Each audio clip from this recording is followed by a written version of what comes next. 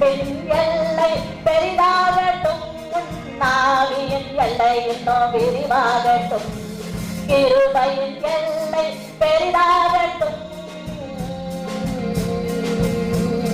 கிருபையின் எல்லை பெரிதாகட்டும், ஒரு கம்பீர அறுவடை உருவாகட்டும், ஒரு கம்பீர அறுவடை உருவாகட்டும்.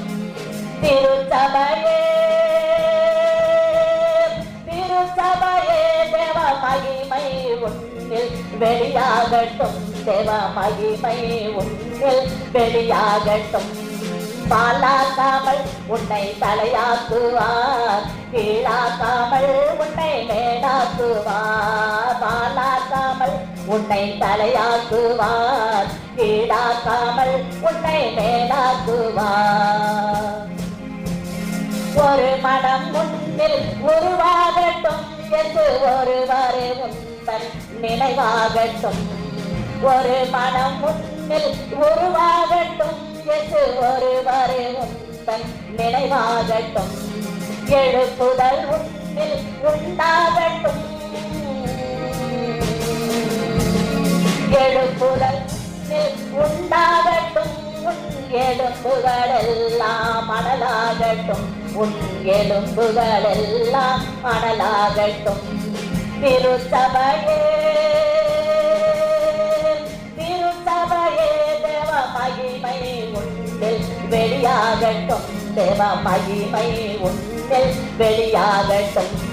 பாலாக்காமல் உன்னை தலையாக்குவார், கீழாக்காமல் உன்னை மேலாக்குவார். பாலாக்காமல் உன்னை தலையாக்குவார், கீழாக்காமல் உன்னை மேலாக்குவார். பரிசுத்தத்தின் எல்லை பெரிதாகட்டும், அந்த பாரத்தின் எல்லை இன்னும் விரிவாகட்டும். பரிசுத்தத்தின் எல்லை பெரிதாகட்டும், அந்த பாரத்தின் எல்லை இன்னும் விரிவாகட்டும். கண்ணீர் எல்லை பெரிதாகட்டும், கண்ணீர் எல்லை பெரிதாகட்டும். இயேசு கிறிஸ்துவின் அன்பு உன்னில் வழிந்தோடட்டும், இயேசு கிறிஸ்துவின் அன்பு உன்னில் வழிந்தோடட்டும். திருச்சபையே திருச்சபையே தேவ மகிமை உன்னில் வெளியாகட்டும், தேவ மகிமை உன்னில் வெளியாகட்டும்.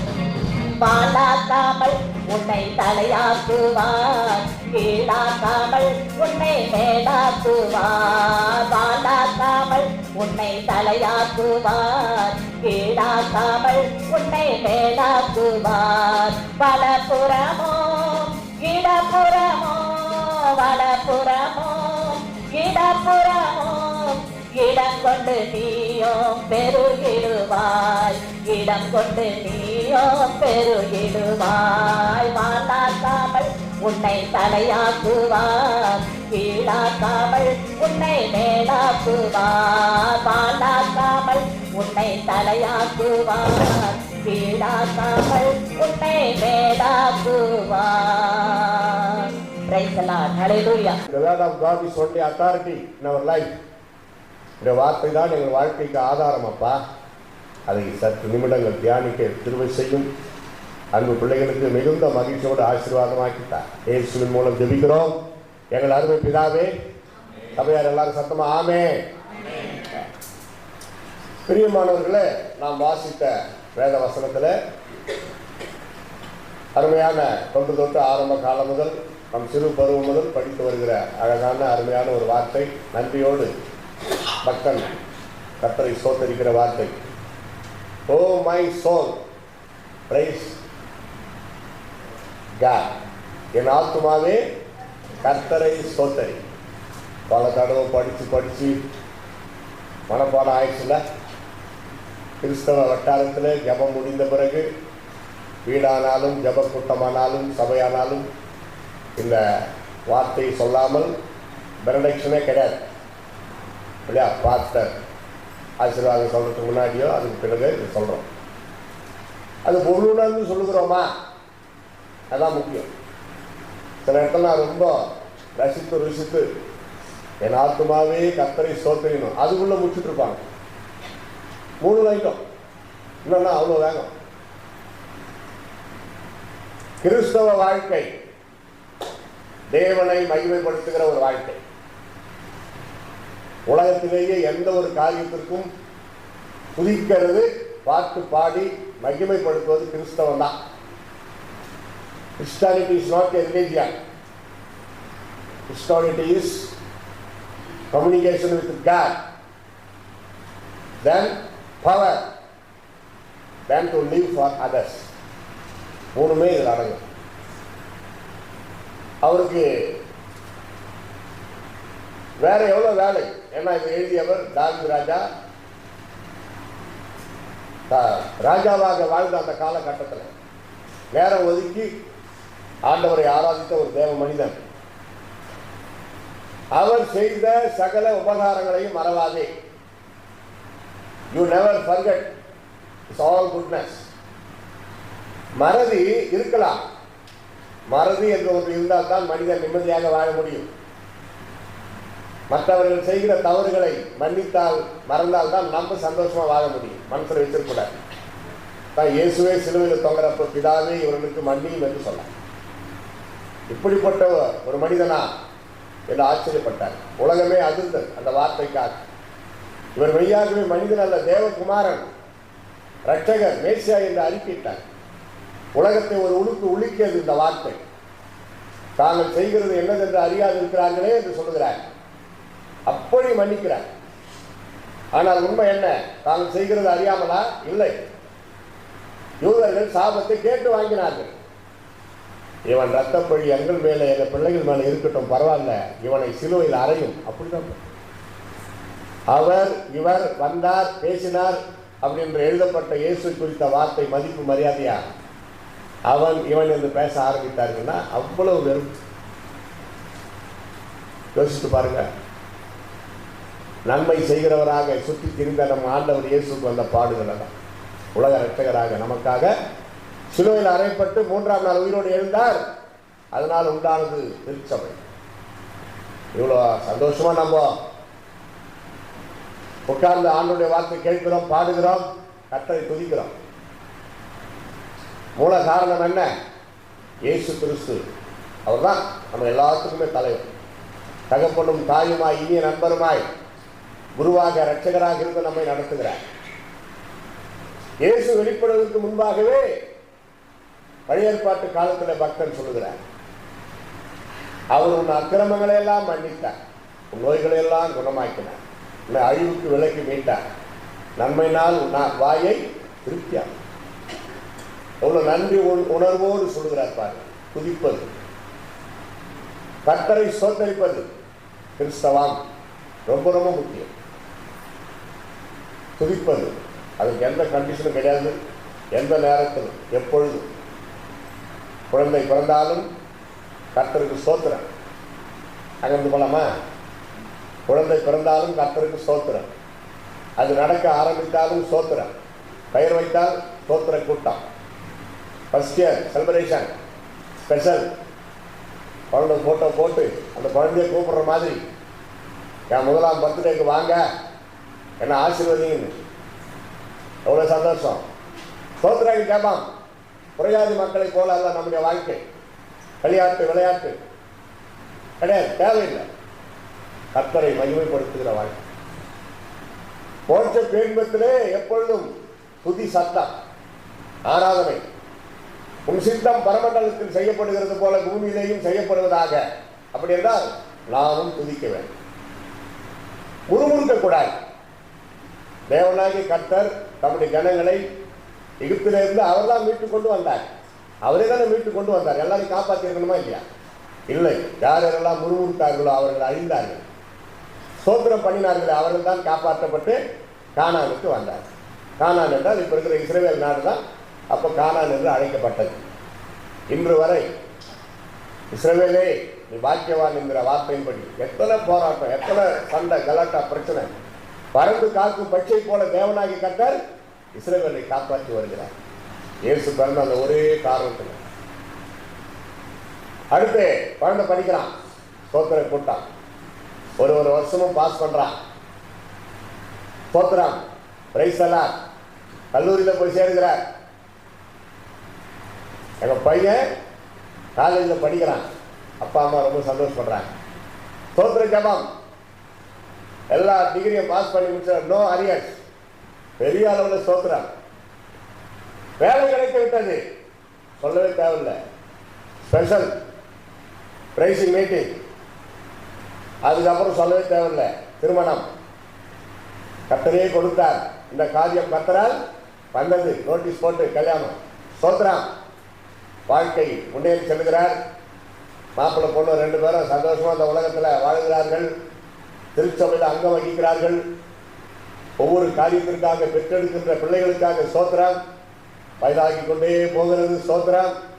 போக போக கட்சியில் பயமாக இருக்கிறது. ஆனாலும் ஸ்தோத்திரம். வயது ரொம்ப ஆகிவிட்டது. ஸ்தோத்திரம். நடக்க முடியல, பேச முடியல. அப்போ கூட ஸ்தோத்திரம். கர்த்தரை துதிக்கிற வாழ்க்கை. மரித்த பிறகும் அங்கே கீர்த்தனை பாடுது. தூக்கி கொண்டு போகும் பொழுதும் ஆண்டவரை போற்றி பாடிக்கொண்டு போய் தான் அடக்கம் செய்யும். அதுக்கப்புறம் 10 நாள் கழித்து ப்ரேயர் மீட்டிங். நன்றி செலுத்தும், அவர் வாழ்க்கைக்காக நன்றி செலுத்தும் ஸ்தோத்திர கூட்டம். அந்த காலத்தில் துக்கம் அனுசரிப்பார்கள் 40 நாட்கள். 40 நாள் கழித்து ப்ரேயர் மீட்டிங். அதுக்கப்புறம் அது ரொம்ப லாங்காக போகுது. 30 நாள் ஆகினாங்க. அதற்கு பிறகு 20 நாள். யாராவது மரித்தால் அதுக்கு பிறகு 10 நாள் ஆச்சு. இப்போ ட்ரெண்ட் மாறி போச்சு. மரித்த 3ஆவது நாளே பிரியாணி. மரித்த 3ஆவது நாள் இன்னும் கொஞ்ச நாள் போனால் அவர் மரிக்கிறதுக்கு முன்னாடியே ஸ்தோத்திர கூட்டம் வச்சிருவாங்க. ஏன்னா அவர் கண்ணால் பார்த்துட்டு ஒரு கொஞ்ச நாள் உயிரோடு இருப்பார்.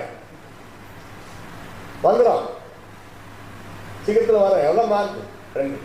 ஓஹோ, நம்ம மரித்தால் இப்படி தான் கர்த்தரை துதித்து ஆராய்ச்சி நல்லா சாப்பிடுவாங்க. அது முன்கூட்டியே சாப்பிட்டோம், நம்மளும் கண்ணால் பார்க்கலாம். அப்படி ஆகி எல்லாவற்றுக்காக கர்த்தரை ஸ்தோத்திரங்கள் என்று தான் பக்தன் எழுதுகிறார். அல்லேலூயா என்று சொல்லி கர்த்தரை ஆர்ப்பரிக்கிறோமே, பரலோகத்தில் கூட 2 வருஷத்துக்காரர் தான் அந்த வார்த்தை சொல்லணும். அப்படி கிடையாது. இப்போ எல்லா சபைகளிலும் எழுப்புதல் அல்லேலூயா பக்தி பரவசம் வந்துவிட்டு. நாங்கள்லாம் எங்கள் அப்பா அம்மா இன்னும் சொல்ல என் மனைவி தாத்தா பாட்டி காலத்தில் இருந்து நான் பிறந்த பிறகு கிறிஸ்தவளானாங்க. அவங்க தாத்தா பாட்டி காலத்தில் ஒரு வெள்ளைக்கார தூரம் வந்து இயேசுவை பற்றி சொல்லி என் மனைவிக்கு தாத்தா பாட்டி மனம் திரும்பி இயேசுக்கிட்ட வந்தவங்க. ஒரு சிஎஸ்ஐ சபையில் தான் நாங்கள் மெம்பர்ஷிப்பாக இருந்து கொண்டு முழு நேரமாக சுவிசேஷ ஊழியத்தை செய்கிறோம். எங்கள் சந்தா காணிக்கெல்லாம் அங்கே தான் கொடுக்குறோம். சபையில் என்னதான் பிரபலமான ஊழியராக சுவிசேஷகராக இருந்தாலும் ஒரு சபையில் மெம்பர்ஷிப்பாக இருந்து கொண்டு தான் நம்ம செய்யணும். அதான் ஒரு ஒழுங்கு. துதிக்கிறீர்களா? முறுமுறுக்கிறீர்களா? புருஷர்கள் இருக்கிறீர்களா? என்னைக்காவது வாய் திறந்து ஆண்டவரே நீர் எனக்கு கொடுத்த மனைவிக்காய் ஸ்தோத்திரம் சொல்லியிருக்கிறீங்களா? இனிமேல் சொல்லுங்க. குறை இருக்கிறோம், அதை மன்னிச்சது. அதே போல சகோதரிகள், கர்த்தாவே நீர் எனக்கு கொடுத்த கணவருக்காக ஸ்தோத்திரம், பிள்ளைகளுக்காக ஸ்தோத்திரம், திருச்சபைக்காய் ஸ்தோத்திரம், போதகருக்காய் ஸ்தோத்திரம், போதகர் குடும்பத்திற்காக ஸ்தோத்திரம். எந்த ஒரு காரியத்தும் கர்த்தரை துதிக்கிற ஒரு அனுபவம் தான் கிறிஸ்தவம். இதில் எந்த மாற்றமும் கிடையாது. புதிய ஏற்பாட்டில் 17ஆம் அதிகாரம் லூக்கா பார்த்தீங்கன்னா 10 பேருக்கு இயேசு கிறிஸ்து அற்புதமான சுகம் தர லெப்பர்சிக்கு விடுதலை ஆகிறார். ஒருவன் தான் வந்து இயேசுவின் பாதத்தில் முகமுப்புற விழுந்து அவருக்கு ஸ்தோத்திரம் செலுத்தினார். மற்ற 9 பேர் எங்கே என்று கேட்கிறார். அவர்கள் போய்விட்டார்கள். லெப்பர்சியாக இருந்து சுகமாகி விட்டதுனால குஷியாக ஓடி போயிட்டான். ஏன்னா அந்த காலத்தில் லெப்பர்சி பாளையத்திற்கு புறம்பே கொண்டு போய் போட்டுருவான், தள்ளிட்டு வந்துடுவான். இப்போ இந்த 9 பேர் ஏன் வரல? இயேசுவை வந்து பார்க்கல, திருப்பி ஸ்தோத்திரம் பண்ணலாம். அவசரம், அப்பா அம்மா போய் பார்க்கணும். எனக்கு லெப்பர்சி வந்ததுனால வீட்டை விட்டு கொடுத்துட்டீங்களா, மாப்பிள்ளை மாதிரி ஆகிட்டேன், மரியாதை சீக்கிரம் பொண்ணு பாருங்க. அது சொல்கிறதுக்கு தான் போயிருப்பானுன்னு நினைக்கிறேன். ஆனால் இந்த ஒரு மனிதன் எப்பா எப்பா நாரி கொண்டு கிடந்த நம்மளை ஏசு அப்பா சுகமாக்கிட்டாரு, அவர் கொஞ்சம் தூரம் தான் போயிருப்பார், வாங்க போய் ஸ்தோத்திரம் சொல்லிட்டு வரலாம். நீ தான் பெரிய சீனியரா, நீ கூப்பிட்டா நான் வரணுமா? என்ன நான் கூப்பிட்டோம் சமாரியன். சமாரியனா யாரும் மதிக்க மாட்டாங்க, அவ்வளோ மட்டமாக நடிப்பாங்க. அவன் போய் பாதத்தில் விழுந்து ஸ்தோத்திரம் சொன்னான். மற்ற 9 பேர் சுகத்தை மட்டும்தான் பெற்றுக்கொண்டு போனார்கள். இந்த ஒருவன் சுகத்தை மட்டுமல்ல, உன் விசுவாசம் உன்னை ரட்சித்தது, சமாதானத்தோட ரட்சிப்பையும் பெற்றுக்கொண்டு போனான். இயேசு கிறிஸ்து இந்த பூமியில இருந்தப்ப கூட பாருங்க எவ்வளவு பேர் சுகமாக்கினாரு. சுகமான எல்லாருமே ரட்சிக்கப்பட்டாங்களா? கிடையாது. நம்பி கட்டங்களா போயிட்டாங்க பாருங்க. 9 பேர் 10லே 9 அவுட்டு. அப்ப மீதி எவ்வளவு பாருங்களா? 12 சீடர்களிலே 1 அவுட்டு. அப்ப உலகத்துல எப்படி இருக்குங்க நம்ம வாழ்க்கைனா? புதிக்கிறீங்களா? இனிமேலுக்கு முறுமுறுப்பு இருக்கவே கூடாது. டாக்டர் சொல்றாரு ஒரு நாளைக்கு 1/2 மணி நேரம் சிரிக்கணுமா? ஒரே அடியா இல்ல, எங்கன்னா கொண்டு போய் சேர்த்துருவாங்க. அப்பப்போ கொஞ்சம் கொஞ்சமா பெற்றோர் பிள்ளைகளுக்கு சிரிப்பு காட்டணும், பிள்ளைகள் பெற்றோருக்கு நகைச்சுவையா பேசணும், பாரமா இருக்கக்கூடாது. புருஷன் தமாஷா வந்து பேசினா மனைவி சிரிக்கணும். இப்பதான் வந்துச்சு ஒரு மூடு அப்படின்ட்டு போய் வரக்கூடாது. சின்ன சின்ன காரியம் தாயா, இதான் வாழ்க்கை. ஏதோ பெரிய பிரச்சனை ஒன்றாக மாட்டான் பிசாசு, கொஞ்சம் பொறுத்து விட்டு போயினா இருப்பான். அப்புறம் பெரிய அளவில் ஆகிடும். எங்கள் ஊரில் 48 வருஷம் ஊழியம் செய்கிறேன். எவ்வளோ வீட்டை பார்த்துருப்போம். ஒரு வீட்டில் குடும்ப ஜாபம் முடிச்சுட்டு சரிங்கம்மா நான் கிளம்புறேன், ரொம்ப சந்தோஷம். ஐயா ஐயா ஒரு உதவி செய்யுங்க, எங்கள் வீட்டுக்கார பக்கத்து ரூமுன்னு தான் இருக்கிறாரு என் கணவர், நீங்கள் கொஞ்சம் சொன்னீங்கன்னா எனக்கு கொஞ்சம் நல்லா இருக்கும்ண்ணா. என்ன சொல்லுங்க? எங்கள் வீட்டுக்காரர் என்ன டார்லிங்னு கூப்பிடவே மாட்டாரு. அவங்க பிரச்சனை அதுதான். நான் ஒன்றும் எல்லாரும் எதுக்காக கேட்கல, டெய்லி கேட்கல, ஏதோ வருஷத்துக்கு ஒரு முறை, மாதத்துக்கு ஒரு முறை ஒரு வார்த்தை அன்பா பார்த்து டார்லிங்னு கூப்பிட்டா எனக்கு எவ்வளோ சந்தோஷமா இருக்கும். நான் எத்தனையோ முறை கேட்டு அவர் கூப்பிட மாட்டாரு. அப்படி அந்த அம்மாவுக்கு அது ஒரு ஆசை, புருஷன் தானே டார்லிங்னு கூப்பிடணும். அவ்வளோதானம்மா, நான் போய் அவர்கிட்ட பேசுகிறேன் அப்படின்னு சொல்லி அவர்கிட்ட வந்து பேசணும் கொஞ்ச நேரம். உங்கள் மனைவி இப்படி வருத்தப்படுறாங்க பிரதர், என்னவா அவங்க நீங்கள் அவங்க டார்லிங்னு கூப்பிடணுமா? எப்பாவது ஒரு முறை தான் அவங்க கேட்குறாங்க. அத்தை தோரத்துக்கு தான் வந்தீங்களா? டார்லிங் அவ்வளோ சலிப்பா, டார்லிங் அதை மூஞ்சிக்கு டார்லிங். அதோட விட்டாரா அந்த எருமாட்டு மூஞ்சிக்கு டார்லிங். ஐயா பொண்ணு பார்க்க போனப்போ பிடிச்சிருக்குதுன்னு சொல்லி ஐயா கல்யாணம் பண்ண, அப்போ நல்லா இருந்துச்சியா, இப்போ பிடிக்கல. அதே மாதிரி உங்கள் மனைவி சொன்னா ஒத்துக்கவே இல்லை, அது முடியாதுயா, போங்கய்யா நீங்கள் வந்த வேலையை பார்த்துட்டீங்களா, ஜாம் பண்ணிங்களா, போய் சேருங்க வீட்டில். அந்த அம்மா வழியெல்லாம் கடந்து வெளியே வர்றேன். என்ன சொன்னார் அந்த அம்மா? இனிமேல் உங்களை டார்லிங்னு கூப்பிடுவாருமா? நான் போயிட்டேன். ஒரு சின்ன காரியம் யோசித்து பாருங்க. ஒரு மனைவிக்கு அந்த ஆசையா. எங்கள் குரு சி சாமலையான ஒருத்தர், அவர்கிட்ட தான் 4 வருஷம் நான் ஊழியத்தில் பிஃபோர் மை மேரேஜ். வெக்கப்படவே மாட்டாங்க 2 பேருமே. அவரு அந்த அம்மா அங்கே இருப்பாங்க, டார்லிங் கத்துவார், ஷூட்டிங் நடக்குதோ என்னமோன்னு சொல்லி எல்லாரும் திரும்பி பார்ப்பாங்க. அந்த அம்மா அதுக்கு மேலே வெக்கம் ஒன்றும் கிடையாது, சத்தமா வீட்டில் வெளியிலும் செல்லும் இடமெங்கும் அந்த அன்பை அவர்கள் பரிமாறுகிறார். கணவன் மனைவிக்குள்ள அவங்களுடைய அன்புக்கு இடையில எந்த வெக்கமோ துக்கமோ இருக்கவே கூடாது. எல்லாவற்றுக்காக கர்த்தரை ஸ்தோத்தரிப்போமாக. Praise the Lord. ஹல்லேலூயா. நல்ல சத்தமா ஒரு ஹல்லேலூயா. அடுத்த கட்டம் துதிக்கிற காரியங்களை பற்றி பேசணும் ஆரம்பிச்சு. சாயங்காலம் விடிய காலமாகி 8வது நாள் கூட கொடுக்கப்பட்ட அடுத்த தலைப்பு சமூக சேவை, திருச்சபை அல்லது தனிப்பட்ட கிறிஸ்தவம். ஏற்கனவே சொன்னேன், what is the Christianity? To live for others. படித்து வேலை கடிச்சு கல்யாணம் ஆகிற வரைக்கும் தான் நம்முடைய காரியங்களுக்கு முக்கியத்துவம். அதுக்கப்புறம் 2 பேரும் பேசி முடிவு பண்ணி முழங்கால் பண்ணிட்டு ஜபம் பண்ணி நன்மை செய்வதற்காக அர்ப்பணிக்கும். அதான் சேவை. பிரசங்கில படிக்கிற 3:12 live happy life, do good things. மகிழ்ச்சியாயிரு, நன்மை செய், அதாவது சேவை செய், தனிப்பட்ட காரியம். அது பெருசானாதான் ட்ரஸ்டி, தர்ம ஸ்தாபனம். அப்படி வச்சுதான் நம்ம நன்மை செய்யணும். அப்படி தர்ம ஸ்தாபனத்துக்கு கொடுத்தாலும் நன்மை செய்யணும், நாமளே தனியா போய் செய்தாலும் நன்மை செய்யணும். வாசிக்கலாம் அப்போஸ்தலர் 10:38. அருமையான ஒரு வசனம். பைபிளே ஒரு ரவுண்ட் அடிச்சிடும் அந்த ஒரே ஒரு வார்த்தை. அப்போஸ்தலர் 10 Acts chapter 10 verses 38. கவனிங்க ஒன்று, ஜஸ்ட் ஃபாலோ. பரிசுத்த ஆவியினாலும் வல்லமையினாலும் அபிஷேகம் பண்ணினார். என்ன அதுல ரிஃப்ளெக்ட் என்ன? இயேசு என்ன அதை வச்சு என்ன செய்தார்? படிங்க. தேவன் அவருடனே கூட இருந்தபடினாலே அவர் நன்மை செய்கிறவராயும் பிசாசு பல்லமையில் அகப்பட்ட யாவரையும் குணமாக்குகிறவராயும் சுற்றி திரிந்தார். போதையா அருமையான ஒரு வார்த்தை. இயேசுவை பற்றி அப்போஸ்தலர் நடபடிகளில் எழுதப்பட்டிருக்கிறது பாருங்க. பிதாவாகிய தேவன் பரிசுத்த ஆவியினாலே வல்லமையினாலே தன் குமாரனாகிய இயேசுவை நிரப்பினார். அதை வைத்துக் கொண்டு அவர் தன் சுய லாபத்திற்காக பயன்படுத்தவே இல்லை. தனக்காக ஒரு அற்புதத்தை செய்து கொள்ளவில்லை. 40 நாள் உபவாசம் இருந்தப்ப கூட முடிந்தது, சாப்பிடலாமே, நீ தேவகுமார் தானே, testing, Satan came and tested, you can eat, already finished 40 days fasting, 40 நாட்கள் ஜபம் தபம் நோன்பு எல்லாம் முடிந்தது அல்லவா, நீ தேவகுமாரன் தானே, இந்த கல்லுகளை அப்பமாக்கி சாப்பிடலாக்கியா? ஐடியா என்னமோ நல்லா தான் இருக்குது. சொல்கிறவன் யாரு? விசாஸ். நல்லா சொல்கிற மாதிரி தான் இருக்கும் ஐடியா. ஆனால் அதில் ஒரு வஞ்சனை. அப்படி செய்திருந்தா என்ன ஆகிருக்கு தெரியுமா?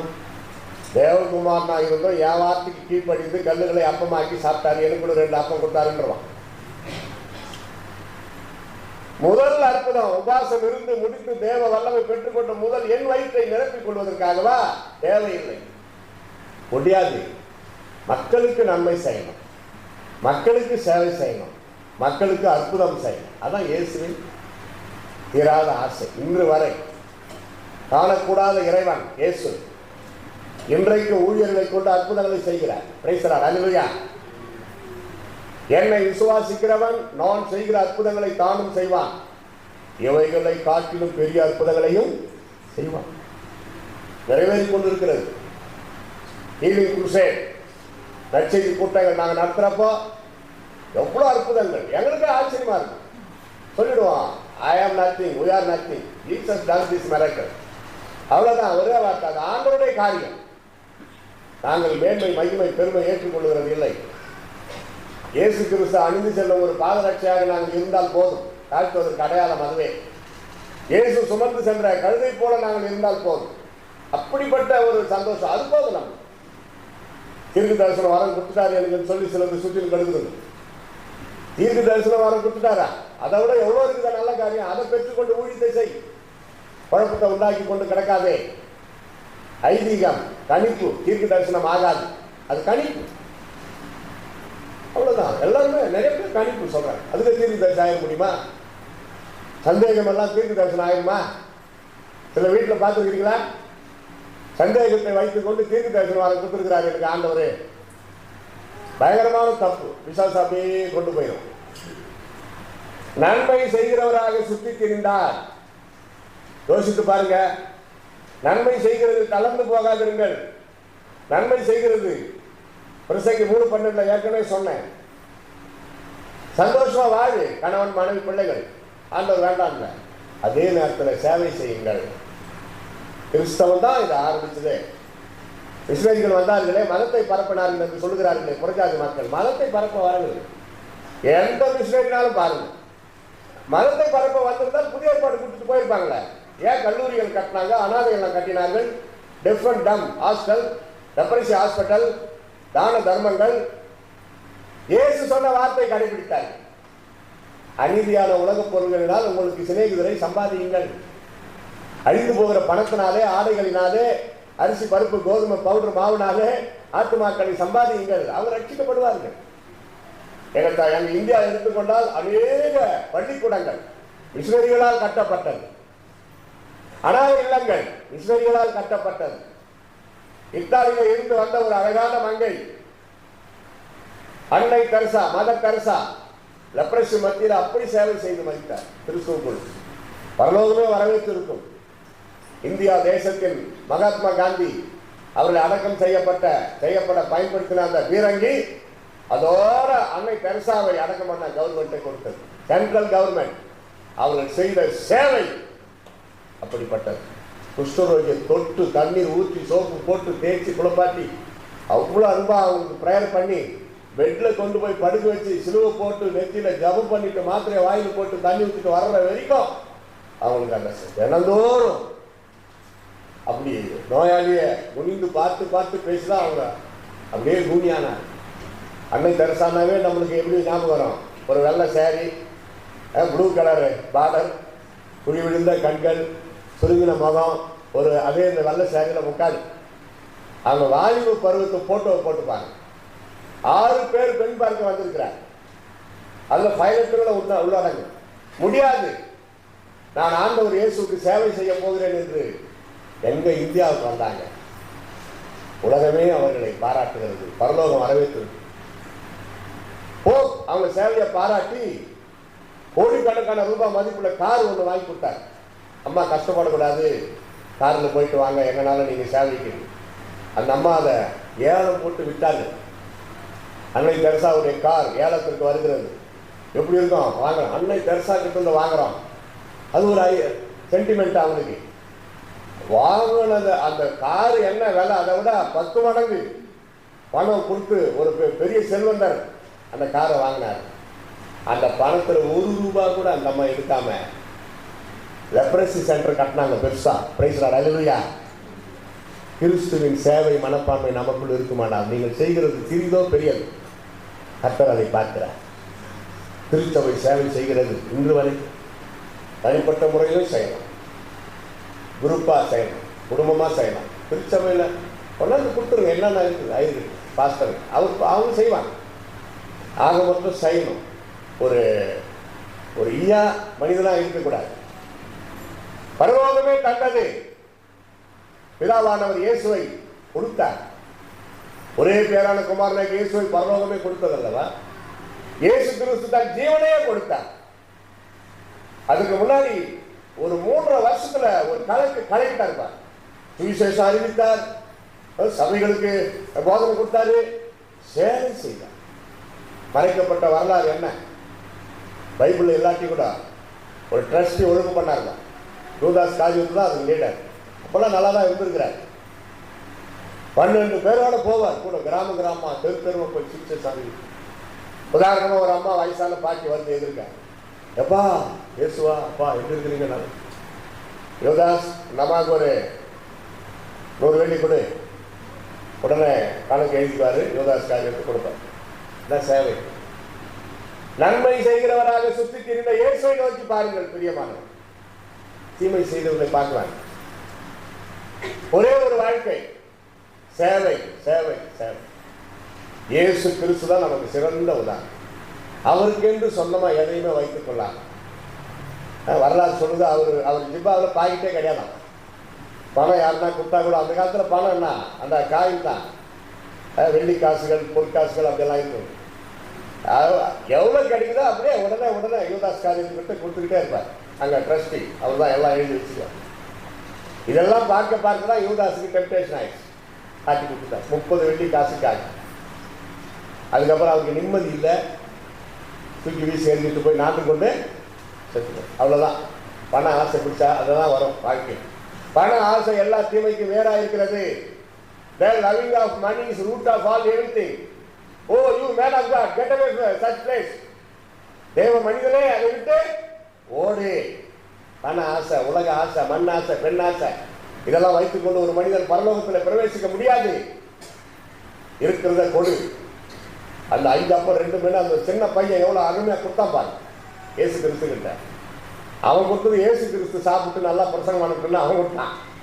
அவனுக்கு அவங்க அம்மா கொடுத்தாங்கன்னாங்க, யார் எங்கன்னா போட்டானா நீ நல்லா சாப்பிட்டு வா. அவன் பாருங்க, அவனுக்கு தியாகம், அதான் சேவை. அவன் பார்த்தாரு, நம்ம வயிற்று இவ்வளவு பேர் பைசா இருக்கிறாங்க, நம்ம வயிற்றை மட்டும் எப்படி நிரப்பிக் கொள்வது? பிதாவை நோக்கி பார்த்தார். 5 அப்பம் 2 மீன்கள் 5000 புருஷர்கள் சாப்பிட்டு மீதியானதை 12 கூட நிறைய நிரப்பினார்கள். இதான் ஆசீர்வாதம். ஆண்கள் மட்டும்தான் கணக்கு எடுக்கப்பட்டது. அங்க 5000 பேர். 5,000 போய் கணக்கு எடுத்து வந்துட்டாரு. எப்பா நான் பிரதர்சன பக்கம் நான் போனேன், கரெக்டாக லைனா 50 பேர் 100 பேரை உட்காந்துருந்தாங்க. நான் கரெக்டாக எண்ணிட்டேன். ஏன்னா 50, 100, 200னா கணக்கு சீக்கிரம் நல்லா வந்துடும். இந்த கிரிட்டிக்கல் நம்பர் 38, 24, 63 இப்படி தான் கஷ்டம் போட்டுறது. பேருக்கு போய் வந்தாரு, எப்பா பெண்கள் பக்கம் போனேன் எவ்வளோ பேர்?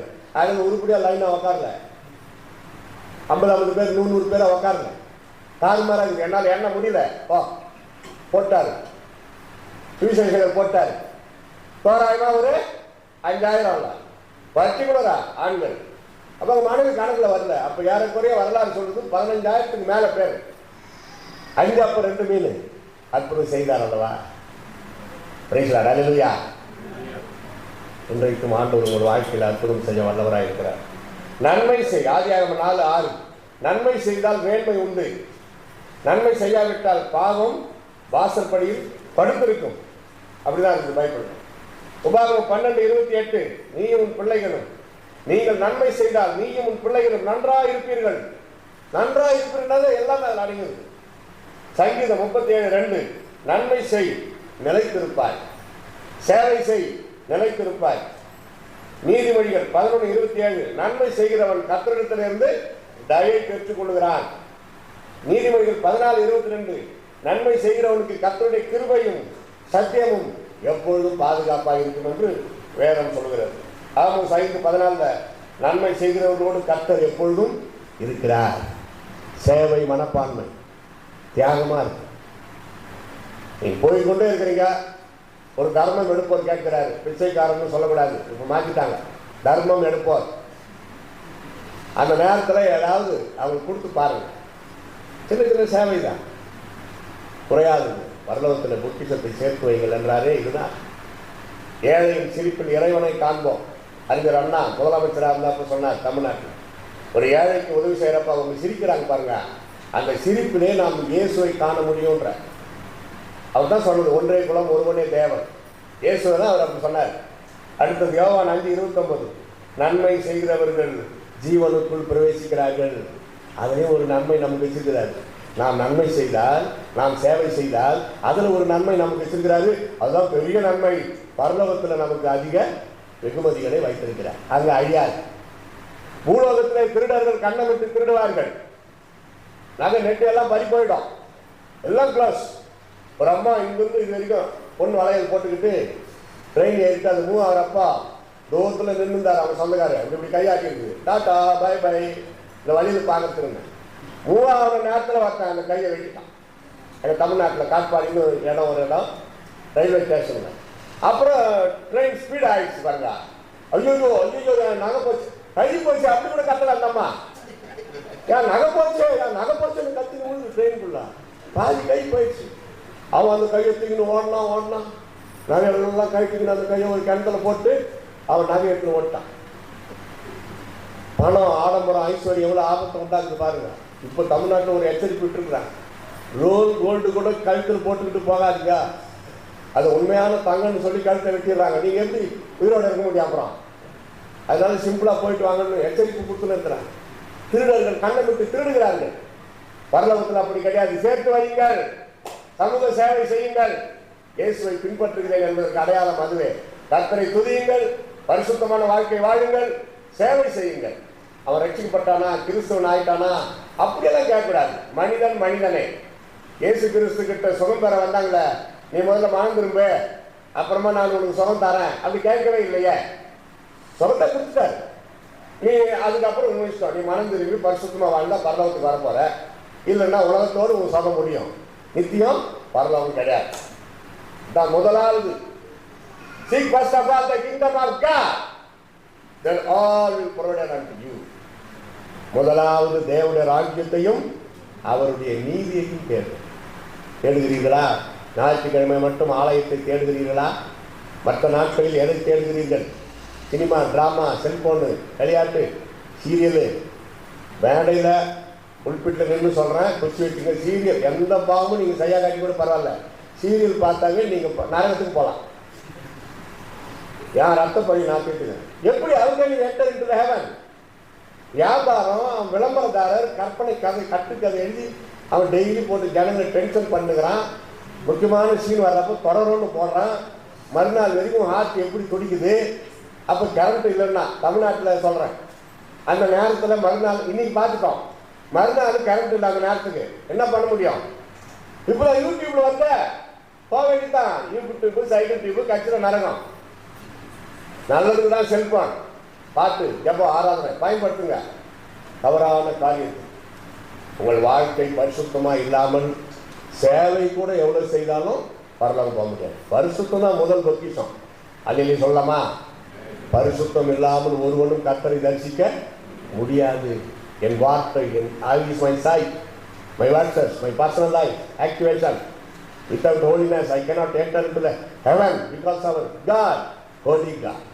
See, this is holy Bible. Your cell phone is not holy cell phone. நம்ம தான் அதை ஹோலியா வச்சுக்கணும். சர்ச் ஹோலி காங்கிரிகேஷன், அவர் heavenly father holy, Son of God Jesus Christ, no need to say holy. Holy Ghost, very excellent. Holy Ghost வேறே இருக்குது. Holy Ghost பரிசுத்த ஆவியானவர். இது போக எத்தனை சாட்சிகள் நம்மை உற்சாகப்படுத்துகிறது. பரிசுத்தமாய் வாழ்வது கடினம் அல்ல பிரியமானவர்களே, அது ரொம்ப சுலபம், ரொம்ப ரொம்ப சுலபம். பாவ வாழ்க்கை தான் ரொம்ப கஷ்டம். அந்த ரகமான காரியங்களை பிரசங்கி கடைசி அதிகாரம் கடைசி வசனம் சொல்லுகிறது, each and everything God will bring into the judgment. எந்த ஒரு காரியத்தையும் தேவன் நியாயத்தில் கொண்டு வந்து நிறுத்துவார். இப்ப நியாய தீர்ப்புன்னு ஒன்று இருக்குது. அதுக்கு பயந்து நம்ம இந்த உலகத்தில் பரிசுத்தத்தை காத்துக் கொள்ள வேண்டும், கர்த்தரை துதிக்க வேண்டும், சேவை செய்யணும். முடிக்க மனமின்றி முடிக்கிறேன். ஜெபம் பண்ணலாமா? நன்றி தகப்பனே, நீர் கொடுத்த வார்த்தைகளுக்காய் ஸ்தோத்திரம். என்னோடு எங்கள் அனைவரோடு பேசின அன்பிற்காய் ஸ்தோத்திரம். அன்பு பிள்ளைகளை, as a man of God, I am disciple of you, I bless everybody. சகல நன்மைகள் ஆசீர்வாதங்கள் நம்முடைய பிள்ளைகளுக்கு நிறைவாய் உண்டாவதா. ஆவிக்குரிய ஆசீர்வாதங்கள், குடும்ப ஆசீர்வாதம், சரீரத்தில் ஒவ்வொருவருக்கும் நல்ல சுகபல ஜீவன் அனைத்தையும் தான் இயேசுவின் நாமத்தில் ஜெபிக்கிறோம் எங்கள் அருமை பிதாவே. ஆமென். God bless you all.